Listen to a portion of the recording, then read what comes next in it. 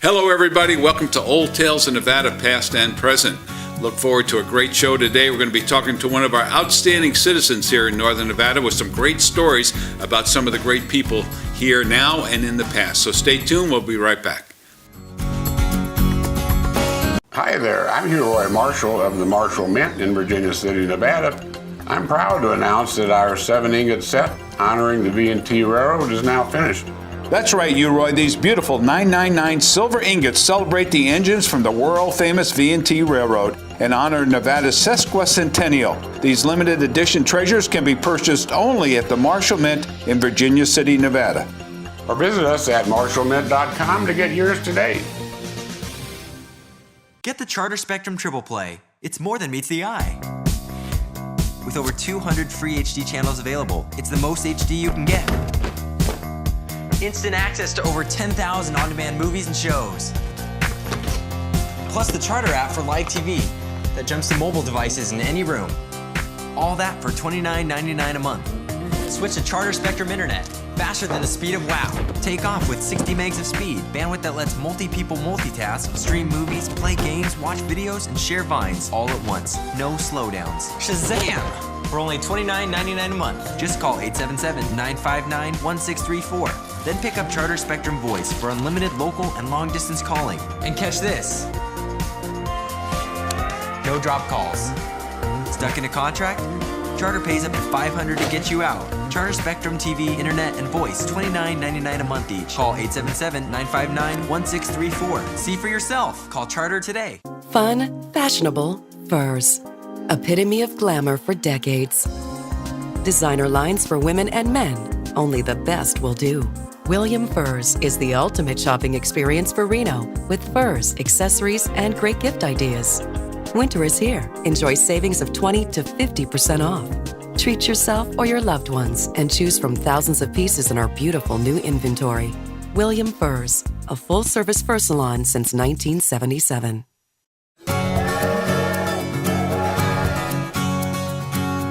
Welcome everybody to Old Tales of Nevada, past and present. I'm John O'Brien, the host of the show, and with me as usual on the other side of our set there is our good buddy, Roy Marshall. Welcome, Roy. How you doing, Johnny O? Good to have you with us. Hey, good to be here for another week. 182nd episode. Yes, sir.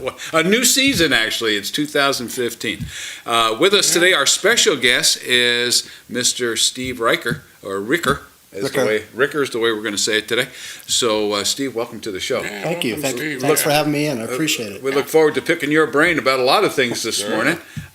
So we want to do that as soon as we can. But we always like to go back to you, Roy, to start our show, because you, Roy, tells us why we do the show and tells us what he's up to up on the Comstock. You, Roy, so go forth. Yeah. Well, we just finished this ingot set for the railroad, and we're going to do one on the Wild Horse Mustangs of Nevada next. And anyone that would like to contact my friend Johnny O here that has information, we'd love to do it. That's right. Yeah, this is a 7-coin set that we've finally got finished. Well, it didn't take us about That's a beautiful 6-7 set. months or so. Beautiful. To do one, yeah. Yeah, But very we're nice. doing one of the Wild Horses too, but the reason why we do the show is all of us make a certain imprint on this world with our lives, and in this particular area where we have only 17% private ground and 83% public ground, we've still had some of the best community leaders in the United States out here in our area. Yes, that's for And sure. we've really found that out by doing this show. So it's for them and for their lives that they expended here that we do this show for. And then it gets recorded over at the Nevada Historical Society and the UNR Special Documents Division. Exactly. So it's a good thing for everybody. And of course, what I do is find gold here and there and make it into gold and silver bars. Yeah, and you're right in the middle of a lot of exploration up on the Comstock, as well as I own. Yeah, we have really discovered some very unusual phenomenon here in the state of Nevada regarding certain mineralogical phenomenon within the Comstock lode and out in the lodes out in the center part of the state at Ione, Nevada. Great. Yeah, we found some of the largest remaining silver gold deposits in the state, but we've also found literally billions and trillions of dollars of platinum here in the state of Nevada, which nobody ever assayed for Yeah. before. And I They used to don't know make why fun I about did, that. but They used to yeah, make fun about that, right? Everybody made a lot of fun of me. That's okay. I can take it. Yeah, absolutely. We know how that Now you can works. say, I told you so, right? Yeah, there you All go. right, Yeah, very it's got good. to be true. Yeah. Well, great. You're right. Look Yeah. forward to a lot of good news coming from your Yeah, work Steve up there. here with Link Piazza, whatever. Link has been Piazza. one of the most famous community leaders in the area. Some of the best. And Very Steve best. Ricker, we want to get a little bit of information about you before we start talking about others, because you have quite the career here in Northern Nevada as well. Are you originally from Northern Nevada, Steve? I am. I was born and raised here at St. Mary's Hospital. Oh, okay. Went to Mount Rose, Billinghurst, Reno High, and the University of Nevada. So I guess you can't get more native Nevada than that. That's very native. That's right. Whereabouts in town did you hail from? Old Southwest Reno, Old Monroe South. Street, between Gordon and Nixon. Oh, okay. Great area, great place to grow up. Yeah, we lived on Mark Twain for about 5 years when I first came to town, and really enjoyed that part of town. Absolutely. Yeah, beautiful people over there, as we find in most parts of the the community. I was down south though. You have to know this. I was down south, and we were in a neighborhood down there in some of the new parts of I guess the Monte Ranch, and it's so diverse down there. It's pretty amazing. We talked about 5 or 6 people down there, and every one of them was different. They were from Thailand. They were from India. There was one American, I think. But other than that, very diverse, But it's different in the closer parts of town, especially where you're from. It seems to be the old what I call old Reno. Some of the older families are there. And there's still some of the area. Yeah. some of the old families are still there, and it's amazing how many children are going to Reno High School.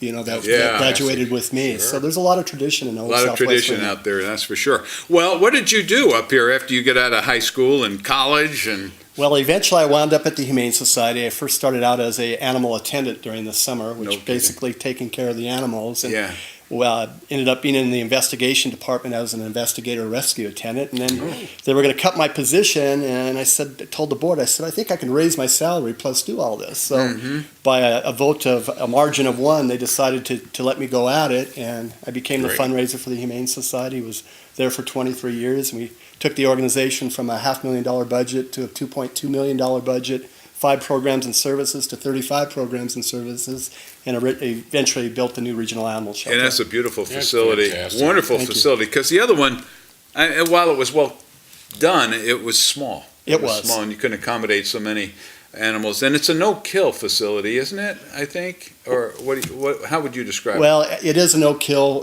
facility. I'm not a big fan of the no-kill movement Uh-huh. because to me it just passes the responsibility onto somebody else. Yeah. In this case, Washoe County Animal Services. So I'm I not see. a- They pass them off. Yeah, huh? I'm just not a big fan of it. There's still animals being put to sleep in Washoe County. Oh, I didn't know that. Yeah, I thought they just kept them around. In fact, I was going to ask, what do you do with all these animals that are around? There's still an overpopulation Yeah, problem. but you became a very prolific fundraiser and made the Humane Society a very well-known entity here in town, because I remember seeing telethons on some of the local broadcast stations, right? And you were right there. Absolutely. Yeah, I was like the telethon coordinator and producer for about 21 years and raised millions of dollars. And more importantly, we brought up the level of public awareness to a different bar. Mm-hmm. And, we were ahead of the curve for most of the nation at one point. So it was a great deal of fun. It was a team effort, and I'm glad I was a part of it. Yeah. Now, eventually you moved away from that, right? I did. I retired when they built the new regional animal shelter from the Humane Society. Went up to Incline Village for a year and was their executive director. And meanwhile, I had started working part-time for Lee Piazza, and he really wanted me to come back down to Reno and work for him full-time as his assistant. Okay. And it was an honor to do that. It was an honor to do that. I think part of your success, I'm just assuming, and maybe I shouldn't do that, but being a native of Reno, you probably knew a lot of people here in town, right? Link and I used to swap a lot of stories. In fact, my next door neighbor on Monroe Street was a golfing buddy of his, and he had all kinds of stories about Benny Hill and I had next door, and so we really bonded really quickly because of the people he knew and I knew. It really worked out well. Yeah, so you were from Monroe Street. Now, he was from a different part of town, is that right? Well, he grew up on 10th Street, which Oh, okay. was a very tough Italian neighborhood. Oh, okay.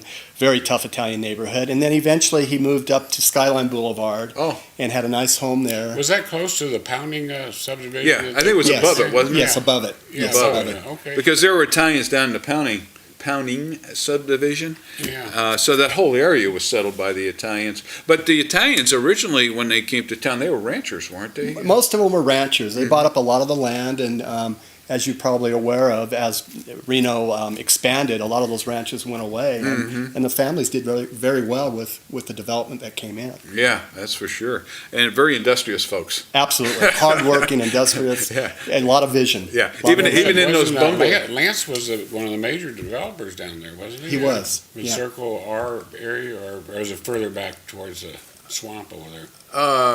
You mean Lance Gilman? Yeah. Well, he bought the Wilbur May Ranch.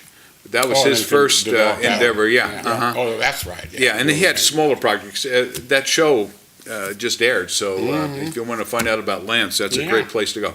But that part over there by downtown with the Italians, even if you go to the bungalows, they had their own gardens, right? They made wine down the basement. They did. In fact, Link's father, who came out west, he originally wanted to go to San Francisco, but his train ticket ran out at Portola, so he walked back to Reno in the middle of the winter, and he became very involved. He found a job at a lumber mill for $1 a day, saved his money, and he ended up buying distressed properties throughout northern Nevada. He had a vegetable trucking business. He'd go down to California and bring back melons and take them potatoes and such. And had a very good trucking business, truck farm business going. No kidding. Yeah. That's how he got his start. That's how he got his start. I didn't realize that. Truckee Meadows at that time was very agricultural, right? It was. A lot of different farms here, Absolutely. growing all kinds of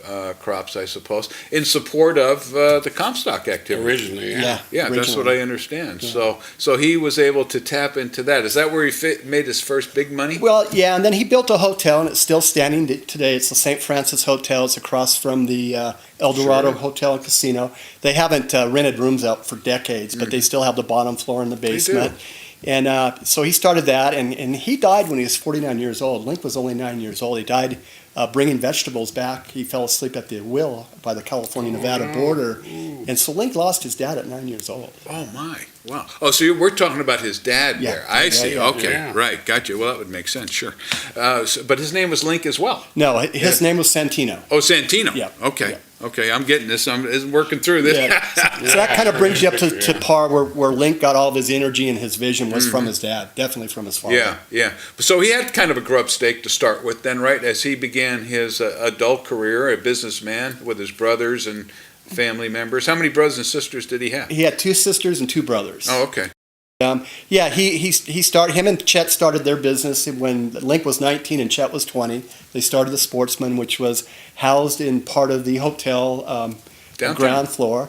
And nobody thought they were going to make it. And in fact, they quarreled quite a bit as brothers, and their mom thought they were crazy to go into business, but they did. They had it going for 3 years, and they both enlisted in the war. Yeah. And so their sisters overtook the operation while they're sports house. While they were there. But it was interesting. Link and Chet were way ahead of the curve with marketing. While they were away at war, they had postcards printed up with them in their uniform, wishing everybody a Merry Christmas. So they really knew how to promote their businesses. Yeah, that was wonderful. So, what made him get into the sporting good business? Was that the way it was back then? A lot of sporting activities around here. Interesting story. Middle of winter, Link was a carpenter. Chet was a tile setter, and they're freezing their butts off. And they decided it's got to be a better way to make a living. So they decided on a sporting goods store. There was only one other one in northern Nevada at the time. Let me break off here. Got that out, and then we'll take a break and we'll come back and tell about the rest of the story here. So we'll be back with more with Steve Ricker and his life with some of the best known individuals here in town that contributed a lot to the community. Right after we hear from a couple of our great sponsors on Old Tales of Nevada, past and present.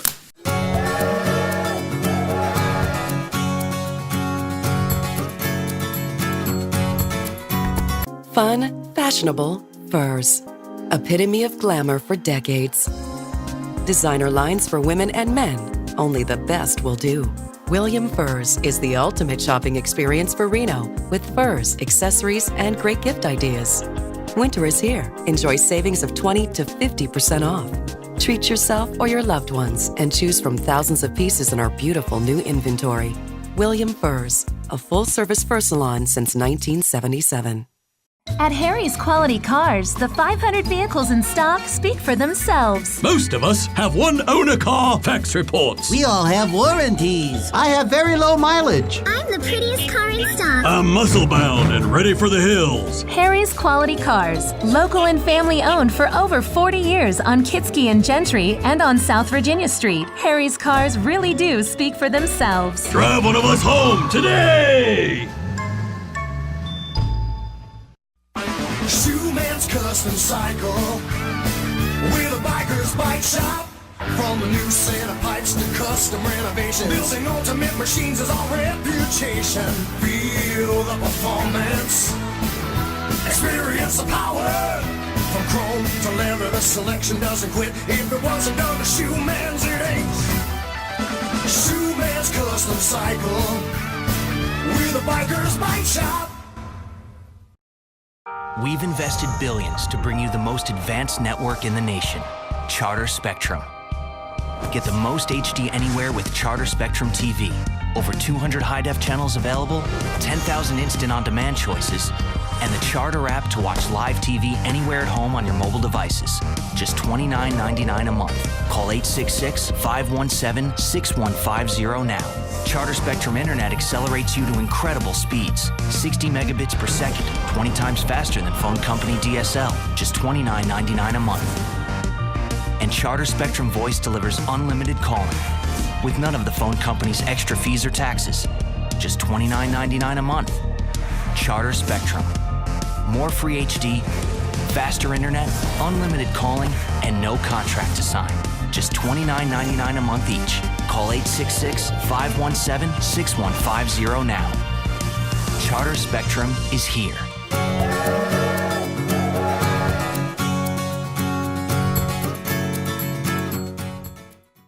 We're back here in Old Tales in Nevada, past and present. We're talking with Steve Ricker, a good friend of Link Piazzo and a lot of other prominent individuals here in the northern Nevada area that added a lot to the community. It brings us pride just to be talking about them, but to be around them, Steve, must have been quite the experience, because these people were just dynamic pioneers in business, pioneers in marketing.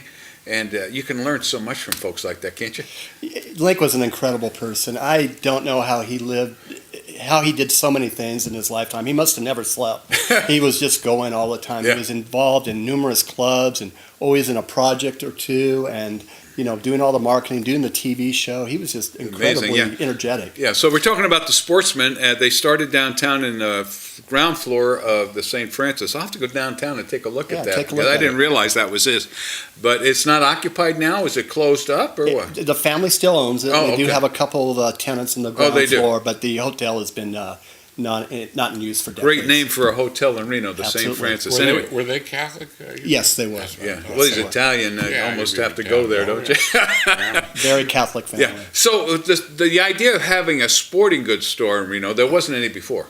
There was one. They had a competitor, and he actually came down the first day that they had their grand opening and wished him good luck. And by the time the war was over, though, that sporting goods had gone away. Oh, is that right? But other ones popped up soon after that. Yeah. So there was a lot of sporting activity, a lot of hunting and that sort of thing going on right around the Reno area, would you say? Yeah, there was a lot of hunting, a lot of fishing. Chet kind of took care of the outdoor part of the Sportsman. He had a taxidermy practice that he did. And Link did the team sports. Link was a heck of an athlete. Oh. So they kind of divided that in half, and both were very successful in those areas. Right.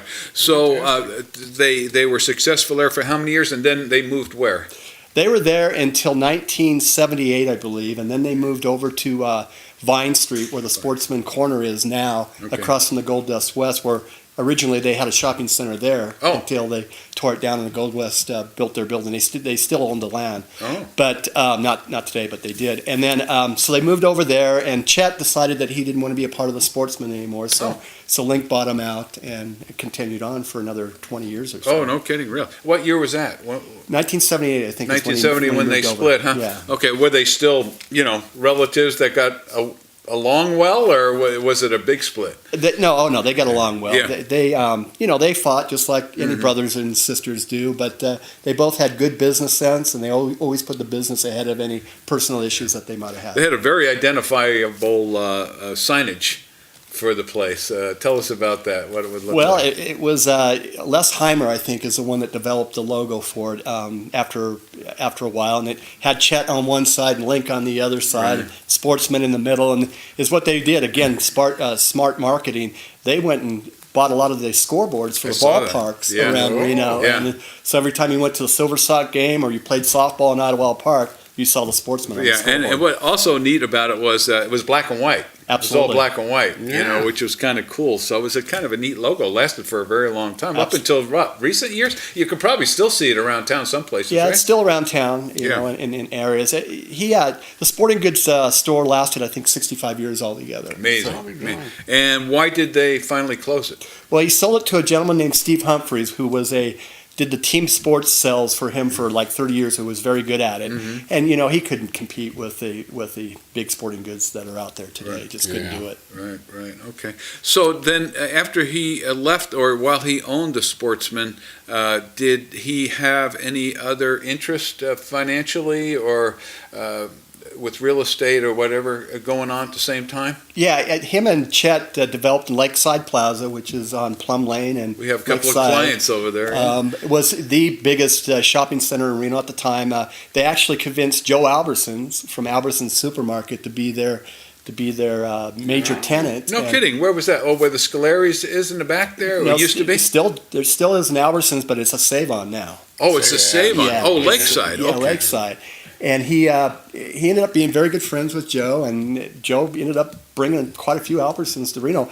A major part of it was because of his relationship with Link Piazza. Oh, yeah, right. I know where you're at. Yeah, on the corner of, sort of on the corner of Plum, but it's not. It's Lakeside and Plum. Yes, right exactly. there. Okay, I got Exactly. you. Sure. They built that, huh? They built that, Wow. and then they built the shopping center where the Gold Dust West is, and then Sportsman's Corner. And then Steve, was that area around Keystone was one of the first places to develop in Reno off of Highway 40 during that period of time? it was, and in fact, one of the reasons they bought that property is because the Lincoln Highway was still very, very active at that point. Right, And a right. lot of the first shopping mall in Reno was on California Street, the Village. I'll be darned. So Village, yeah, okay. yeah, so yeah, it was kind of a shopping mecca that area. Yeah. This is kind of amaze you since you were here in the early days of Reno, the way it's changed so much over the years. Do you go by places and he's really say, seen a lot of changes, can't believe it? It's baffling. I mean, where we used to,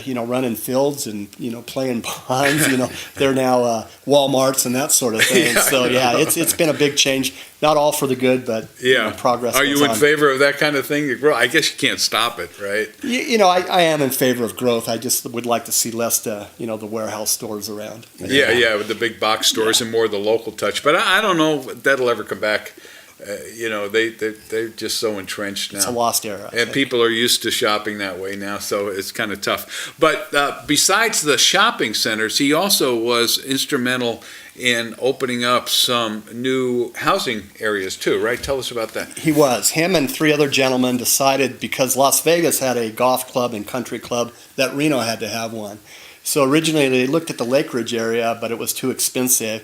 They ended up going out by what is now Hidden Valley, met with a lettuce farmer a couple times, and Lettuce farmer. decided on buying 900 acres out there for $71,000, I believe it was. That's something. Wow. Yeah. How much did they pay for that? $71,000. $71,000. But they had to raise the money, so they got 300 members Oh, that paid $1,000 a piece Yeah. to become members, Oh. and that's how it started. But it was a struggle from the get go. The water was no good, and so when the first greens that they actually they actually planted, they died because of the water. Yeah. So they eventually got some water rights from Boynton Slough, and then finally Helms built a couple wells off the Truckee River, and they were able to negotiate a land change for water rights with him, and Hidden Valley took off. Yeah, Hidden Valley Country Club we're talking about was the first development there, is that Yes, right? the Country Club was the first development. Yeah, and how long did it take them to build that course? I mean, you probably had to bring in a mountain's worth of earth just to raise it up, right? Well, it was fairly flat, actually. They didn't have to do a lot of earthwork,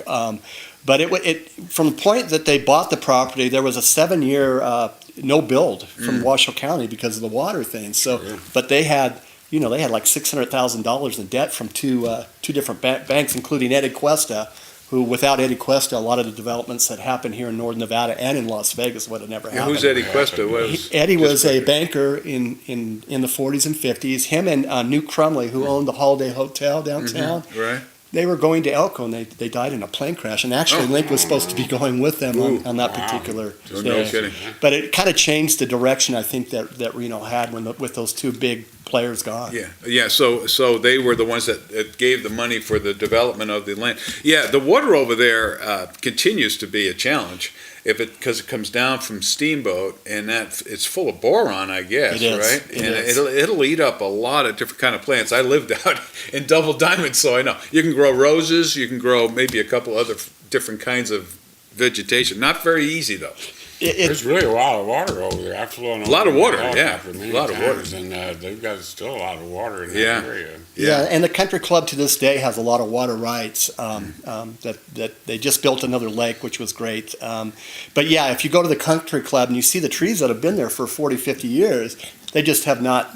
They have not developed the way they should have. So they need a constant source of outside of water to make them healthy. So that was a catalyst for Hidden Valley. Why did they call it Hidden Valley? Was it that far removed from downtown at that time? It was way. Yeah. I mean, it was in the boondocks at that time. There was nothing around. And it probably said, "Why would you buy that land?" Right? Oh yeah, there was a lot of skeptics. But one of the guys that was one of the original partners came up with the name Hidden Valley, and it stuck. And no commercial development was allowed out there, so you couldn't have 7-Elevens or anything. One of Link's regrets was that they didn't have put in some CC&Rs there.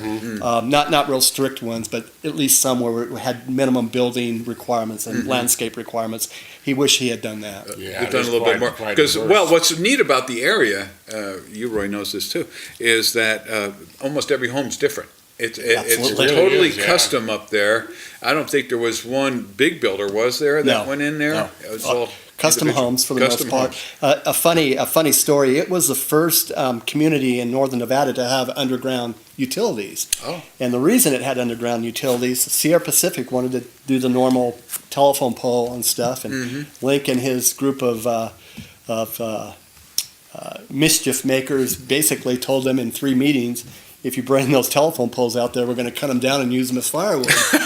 So after meeting number 4, the Sierra Pacific Power Company decided, I think these guys are serious about that, and they put underground utilities out there. What a stroke. I mean, it makes it really beautiful out there. Does. My son lives on top of the with that new area up there. I think that's about as far up as you can go by the park. Absolutely. Yeah, that's about it. I don't think there's any more. But I heard they put that subdivision in there to kind of thwart the highway build. They were thinking about going around the back end there, weren't they? They did that, and they did some mining claims to thwart that too, because mining supersedes everything else. So they were pretty smart about that. Yeah. And in fact, you mentioned the park. About 10 years ago, Link says, I want some kind of naming opportunity in Hidden Valley. So I said, how about a dog park, Link? Wonderful. So we built the dog park, and it is the most popular dog park in Northern Nevada. Yeah. Now there's a question for you, Link. That's great that Link did that, but how come there aren't more dog parks? Good question. We were going to build one right next to the Humane Society, where old Reno Animal Control still is, and they just haven't followed through with it. The city gave them the land. We had Moana Lane Nursery that was going to come in and build it out as long as we named it after them. Okay. But it was never followed Yeah, through. that seems to be a big need here in town. Absolutely. I know I have 2 little dogs, and we'd love to take them to the dog park, but I got to drive all the way up there to Hidden Valley to get to it. You know? Absolutely. Great community up there. Everybody talks to one another. We have a great old time up there, but could use some more. We're going to come back with more Old Tales in Nevada, past and present. Great stories to come. Stay tuned.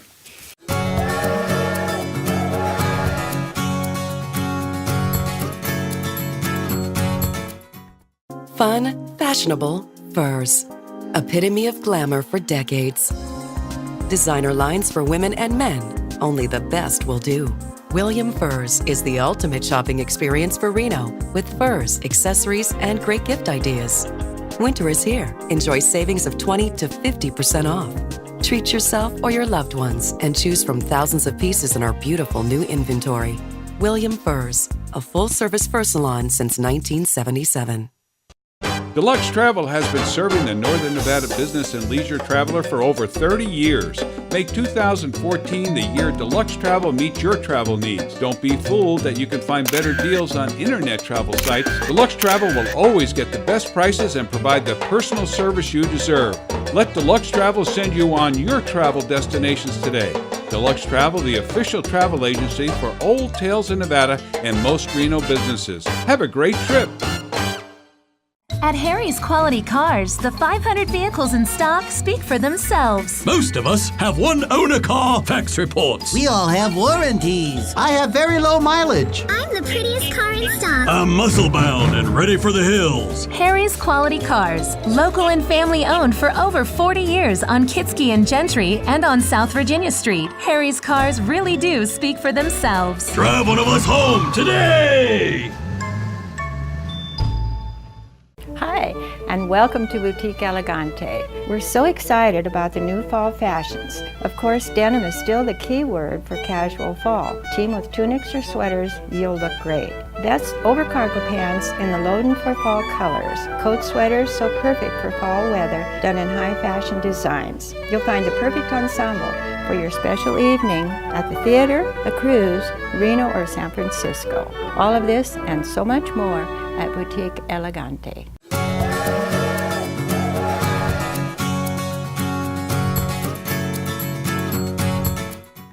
Welcome back to Old Tales in Nevada, past and present. Just to remind everybody who we are, I'm John O'Brien, the host of the show, along with Roy Marshall, always here every day. We do the show, and 182 episodes. Yeah, wow. Talked to a lot of great people over the last couple of years, haven't we? Yeah. Be a great highlight tape. Oh boy, I'll tell you. You want to put together first? But anyway, Steve Ricker is with us.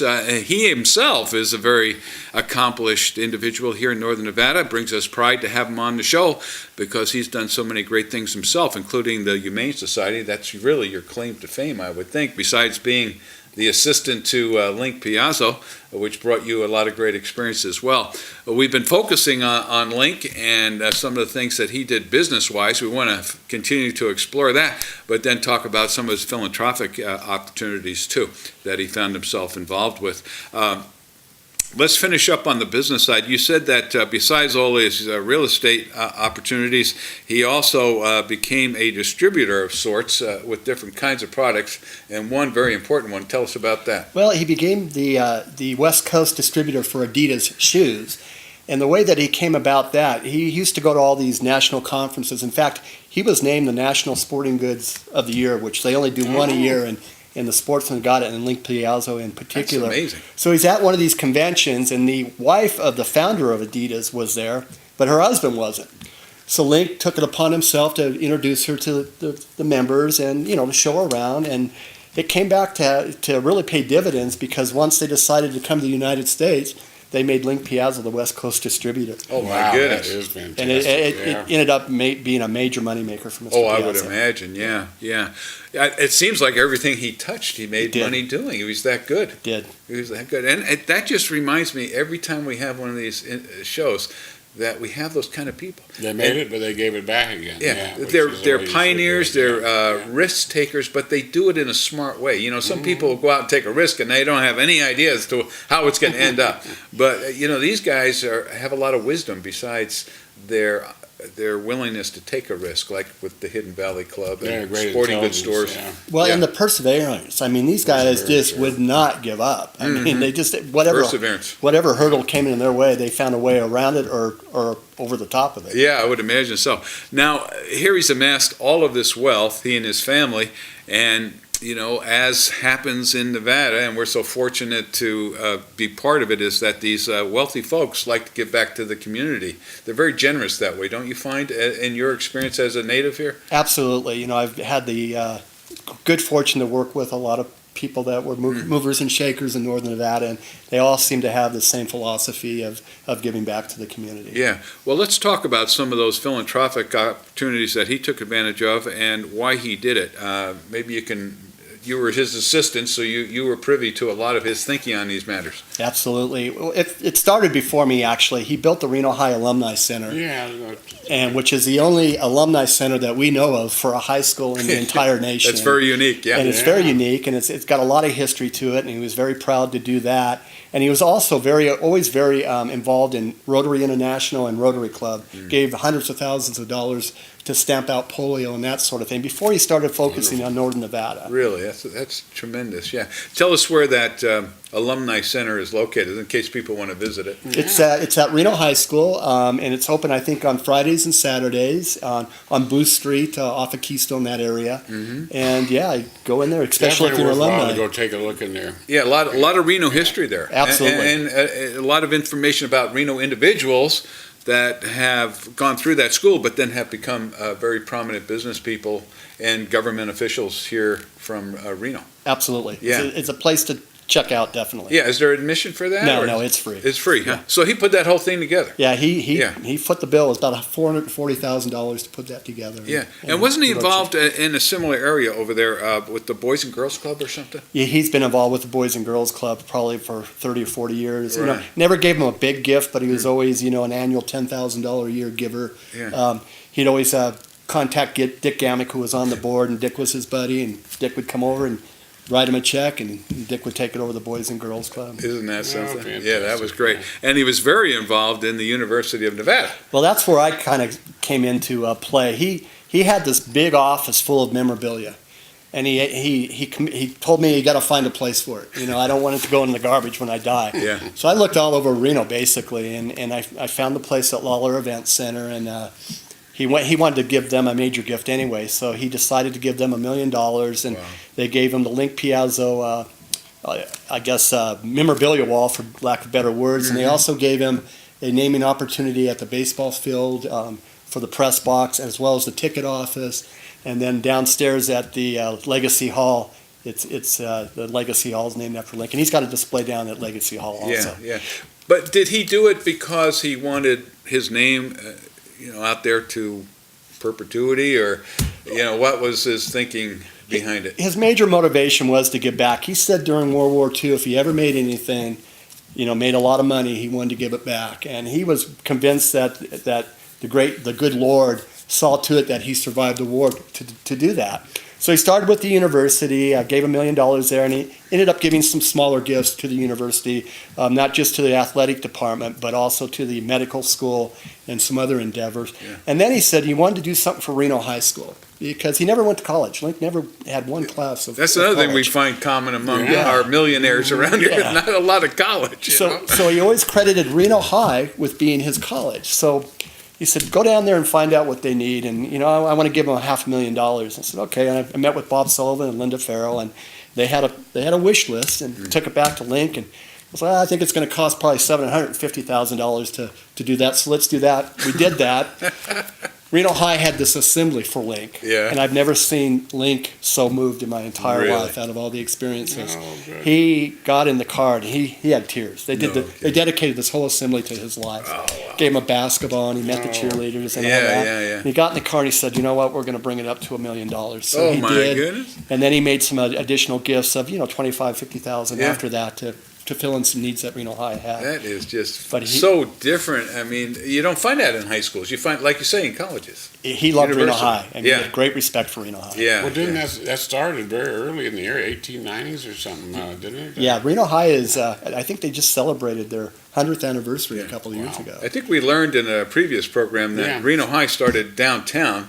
Yeah. And Where then the it Sundowner moved- is. Yeah, where the Sundowner is, and then it moved out to this pasture. It used to be a pasture of some sort. Yep. And that's where they built it. Yes. And it's been there ever since. My sons went there to Reno High. Yeah, So they're mine did alumni too, yeah. also. Yeah. I don't think I couldn't donate $1 million. Maybe 100. No, that's great. He redid the gymnasium. They redid, and they named the gymnasium floor after him. And then he's got a science room named after him, and the library is named after him. And he liked things that were named after him. But he really liked giving the gift, and he thought that it would have set example for other people that had money. Yeah. Let me ask you this: was it the wartime experience then that he was in some pretty tight spots and he was able to get out alive, and he was thanking his lucky stars for that, huh? Link was an amazing pilot. He was a pilot for B-25 bombers, and he did 66 missions in the South Pacific mostly, and he never lost a plane until he got back, and then they would decommission it because it would be so shot up. Took a lot of flack. There was times that a machine gun bullet went through a seat, which was metal, and another couple inches it would have killed him. So he had a lot of close calls in the war, and he said on the boat back to the States that if I ever make a lot of money, I'm going to give a lot of it away. Yeah, and he did. And he did. And it's in his book. Yeah. Oh, and he wrote the book. Yeah. Now, how old was he when he wrote this? Was it towards the end of his life then? He was 80 years old, so it was about 16 years ago that he wrote the book, and it really is kind of a history lesson for Northern Nevada as well as his life.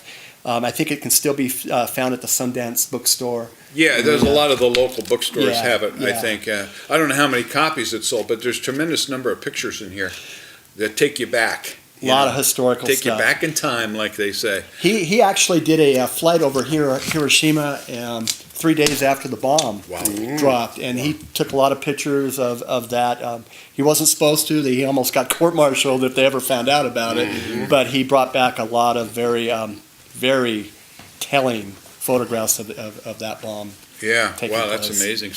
So anyway, the life of Link Piazza, and he lived how many years? Link was like 1 month short of being 96 years old. 96, and his goal was to live to 100. He really wanted to be 100 years old, but some health issues, developed, and unfortunately passed away last November. Yeah, it was November 14th, wasn't it? Of last year. Yeah, so that was pretty amazing. Now, is his family still involved heavily with the community? The sons, the daughters? Well, unfortunately, his daughter died when she was 14 years old. She was kind of a premature birth and had a lot of health problems. And then his son, unfortunately, was in college in Colorado, and it was in the 60s, and he got into some of the drug culture and ended up taking his life. No kidding. So he had a lot of tragedy in his life.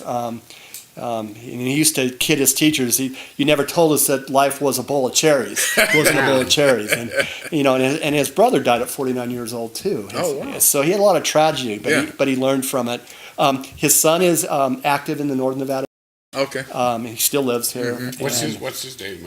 Craig Piazza. Yeah, and in fact, Craig was he worked at the Sportsman's for a while, and he co-hosted the Sporting Goods show on Channel 2 and Channel 8 for years. What years did they do the television show? They started in 1957 and went for 28 years. 28 years. And that's something. You could be outside. It was on a Friday night, and you could be outside, and you'd hear these geese calling, and it cued you to go inside and watch the Sportsman. No kidding. And they did everything from take people. Chet was a big safari guy. Link never hunted anything but waterfowl. He just couldn't bring himself to doing that. So they'd bring footage of safaris from trips. They had recipes that they'd have every week. They'd have fishing and hunting reports. It's very, very popular show. Yeah. In fact, they developed a recipe book, 1,500 recipes, mostly game recipes. For wild game recipes. How about that? Yeah. Well, listen, we got to take another break, so looking forward to more about Link Piazza and his great contributions to Northern Nevada. So stay tuned. We'll be back with more Old Tales in Nevada right after we hear from a couple of our sponsors like the Silverland and the Marshall Mint.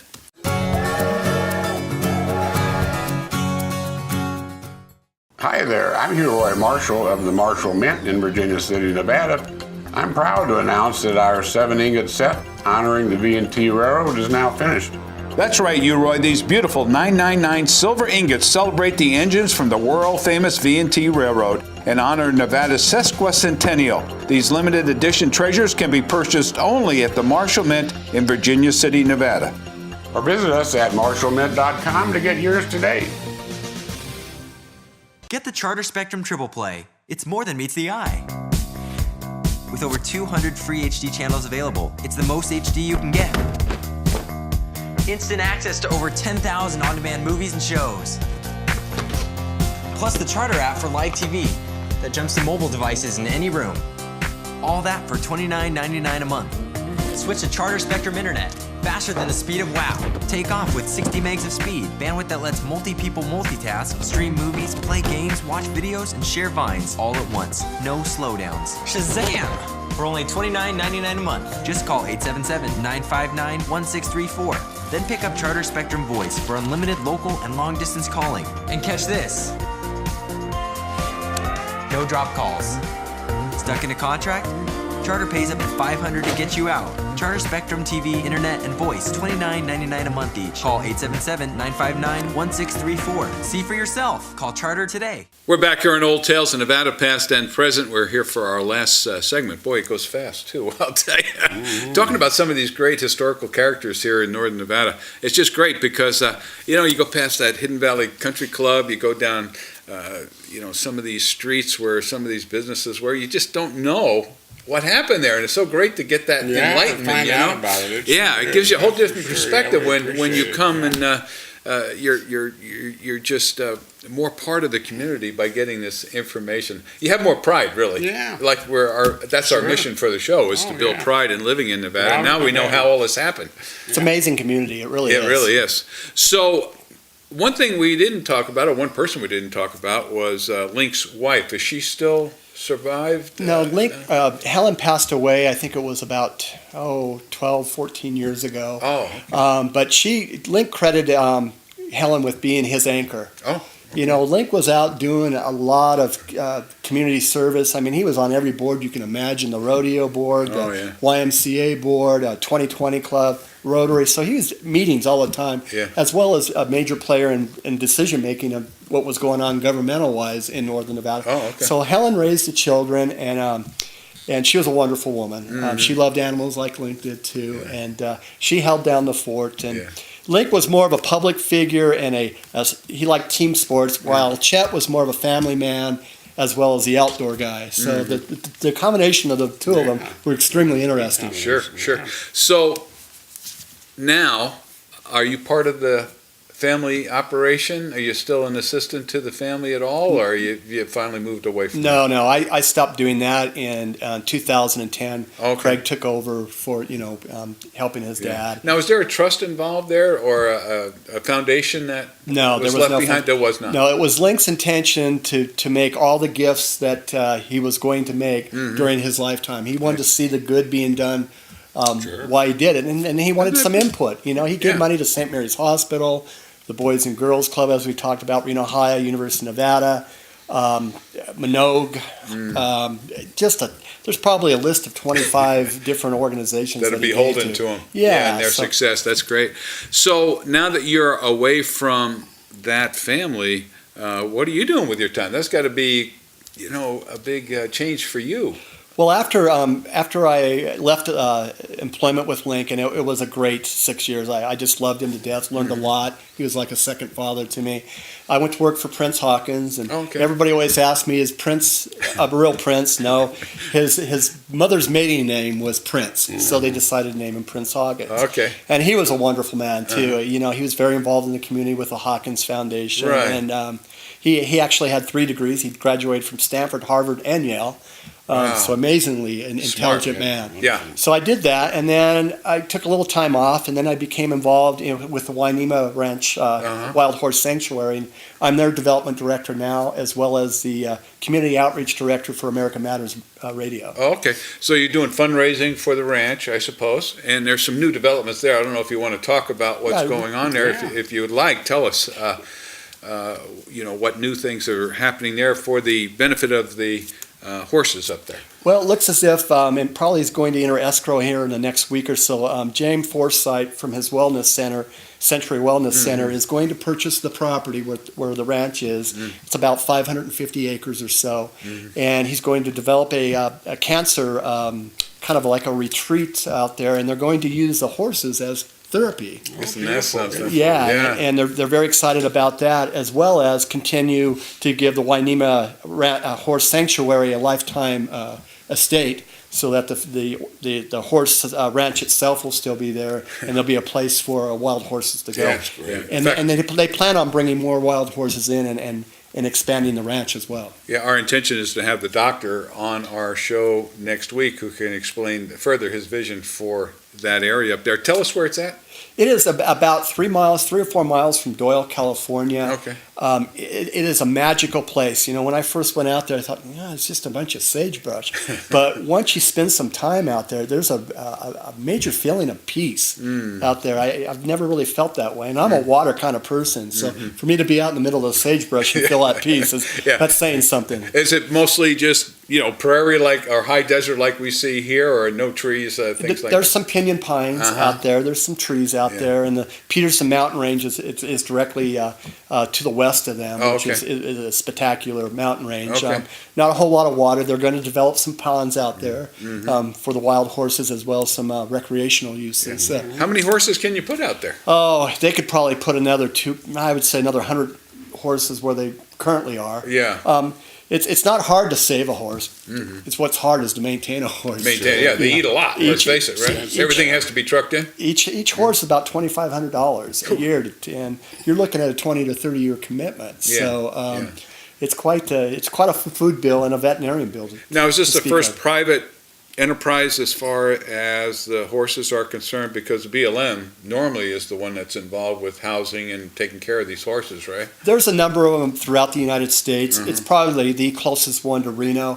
I think it has a tremendous amount of potential, especially with the Forsyths coming and being involved in it. They plan on making their wellness center a landmark facility that's going to recruit patients from all over the world. Now, is it going to be a nonprofit or for-profit? How's that going to work? I'm not sure. I know the ranch will stay as a nonprofit, so we'll be raising money for directly to that effect. Equipment needs, food needs, veterinarian needs, program needs for the ranch. But I'm not sure what the wellness. Now, is the public invited up there if they want to? Is there tours? Is there any information about the horses? Because sometimes you drive by a horse ranch, you don't know a Mustang from for the average guy. They don't know what that is. And the ranch is very easy to miss. You really have to know where it's at. We're working on some new signage. But they have a website. Go to Wainema Ranch. Okay. And you can get all the information out there. And just give them a call if you want to take a visit. They love to have visitors out there. In fact, the Meltons were out there the other day, Wayne and his mother. Oh, no kidding. Yeah, they were taking a look around. And so we get a lot of guests. Eventually, it looks like the Silver Legacy and the El Dorado are going to do echo tours out there, with the wild horses. What a great idea. That's why we keep talking about Virginia City as a place for them as well. I did pretty extensive aerial work over there. You guys might want the picture. Oh, we'd love to have that. Of the ranch over there. Fly over. We'd love to have that. See, I also think the Virginia City area would be another great place for acreage. Because that's where they're at anyway. There's 2 herds up there at least? There was a person for a while that was bringing a van full of people out at Hidden Valley because there's certain places in Hidden Valley when the herd was very strong. There's not so many of them out there anymore that you could go during a certain time of the day and the herd would be right there. I used to see them every day when I lived in Double Diamond before they built behind me. They would come right up within 100 yards of the house, and we could watch them all the time. They were pretty skittish around people. We didn't feed them or anything. I don't even know if that's legal, is it? You can't feed them. Well, you're not supposed to. Every once in a while, there'll be 2 or 3 horses that get out of the fenced-in area, and they'll head out by my house, and I'll go give them a couple apples, but nothing to make them flounder or anything like that. But they're great creatures. Now, going back to the ranch, is there potential for growth as far as acreage is concerned, so you can take more? There is. There's about 300 acres of private land around the ranch that they have first right of refusal. And then there's some BLM land that we'd really like to get leased to us. Okay, so you're working on that end of it too. We are. So, and that is to relieve the responsibility from the BLM completely, or are you just trying to facilitate a better way to do it? Facilitate as many as we can, and as well as set a bar for other sanctuaries That's what could to really meet. Be effective. So we plan. It's needed all over the western part of the country. We plan on being the best wild horse sanctuary in the West. Wow, that's fantastic. Well, we've done a lot of great things here in Northern Nevada, individually and as groups. So another great cause, and it needs to be addressed anyway because it's not the Mustang's fault. It's just that Reno's growth has caused that interference there. There used to be a tremendous amount more horses too. And I told you that when I moved out here, I had owned a helicopter company that rounded them up for the BLM. Oh, you did? I would go out and look. I saw as many as 7,000 to 10,000 in one place. Really? Yeah. Wow. There used to be a lot of wild horses. But they really thinned it out now. Yeah, there was a big ranch just north of town. I don't know if it's called the McCormick, or if you're coming in to the airport that way, you fly right over there. There's still probably a couple hundred of them over there. Really? Yeah, but way down from the numbers it used to be. Ranch or something. Yeah, it was an Irish name. Right outside of town here, yeah. Yeah, we got to find out about that. Maybe that makes another good story. Absolutely. Yeah. So, Steve, when are you going to retire? I tried that. You don't like it? I didn't like it. Yeah. You know, I like to get I like to be involved in the community. You know, I like to meet people. I like to be out there. So no plans. I don't think. Maybe in the 70s when maybe some of my friends are retired too. You know, I retired a little bit early. Yeah. What is your age now? Just I'll be 58 this month. 58. You're a young whippersnapper. Yeah. So, you know, you can only be on the driving range so many times by yourself. You know, I think that's where I saw you at times. Is out there. Where do you play normally? I play all over. I play at Hidden Valley, Rosewood Lakes, Washoe County. Yeah. Now Rosewood Lakes, talking about Hidden Wild Valley, Creek. that's going to be cut down to a 9-holer. I guess. Huh? It is. They're building the east connector, and it should have gone in Story County as far as I'm.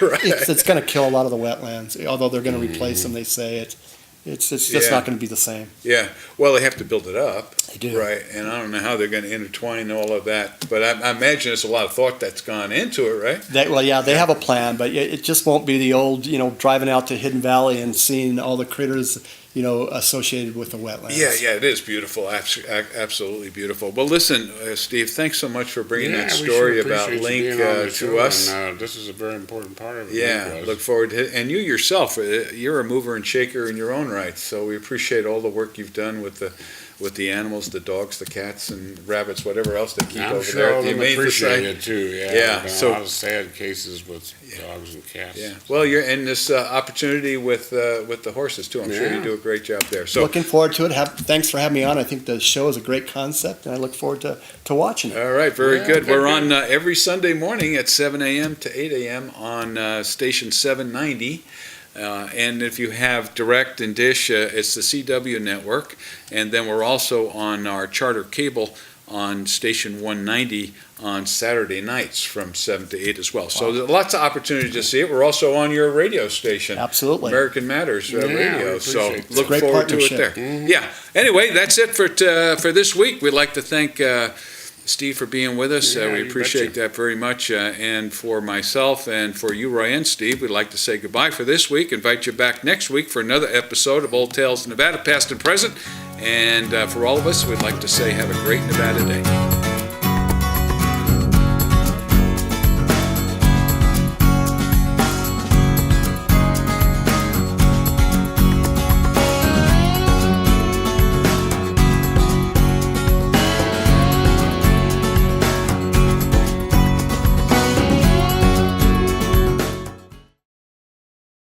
Hi there, I'm Hugh Roy Marshall of the Marshall Mint in Virginia City, Nevada. I'm proud to announce that our 7-ingot set honoring the V&T Railroad is now finished. That's right, Roy. These beautiful 999 silver ingots celebrate the engines from the world-famous V&T Railroad and honor Nevada's sesquicentennial. These limited edition treasures can be purchased only at the Marshall Mint in Virginia City, Nevada. Or visit us at marshallmint.com to get yours today.